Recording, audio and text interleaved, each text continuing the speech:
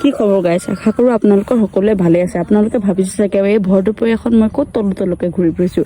এখন হাতত দেখিছেই নহয়, এখন দেখি আপোনালোকে সকলোবোৰ গম পাইছে চাগে। আপোনালোকে সকলো গম পোৱাৰ পাছত মই ইতিমধ্যে উপস্থিত হৈছোহি আমাৰ অভয়াৰণ্যৰ ভিতৰত সোমাওঁতে এইটো কি ইমান ডাঙৰ এখন নদীখন ৰ'ব পাৰ হৈ লওঁ। নদীখন পাৰ হৈ কঁকাল মোৰ বিষাই গৈছে। আহোঁতে ইমান ডাঙৰ ব্ৰহ্মপুত্ৰখন পাইছোঁ।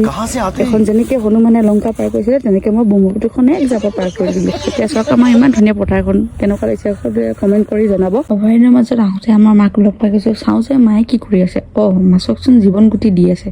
মাছকেইটা দেখোন জীৱন গুটি পাই একদম ওলাওঁতে নাচি পৰিছে। লগতে আমাৰ এইকেইটা এশিঙীয়া গড়কেইটাই মোক দেখিছে ন, লগতে একদম ফূৰ্তিত তাহাঁতিও ক'ব পৰা নাই। এইকেইটা আমাৰ এশিঙীয়া গড় আৰু তাৰ পোৱালিকেইটা। তাৰপিছত চাওঁ যে ইমান ধুনীয়া মৰুভূমি বৰষুণ দিয়া নিচিনা বতাহজাক ক'ৰ পৰা আহিছে। বতাহজাকৰ লগতে আমাৰ মায়ে কৈছে আচোন বাল্টিংটো লৈ অলপ মাছ মাৰি আহোঁ। মই বাল্টিংটো লৈ গৈয়ে নাপালোঁ। তাৰপিছত চাওঁ যে মায়ে জাকৈখন হাতত লৈ পিনি মাছ মৰা ষ্টাৰ্টে দিলে। যি পাইছে খলিহনা পুঠি তাকে ধৰি বাল্টিঙত এটাকে ভৰাই গৈছে।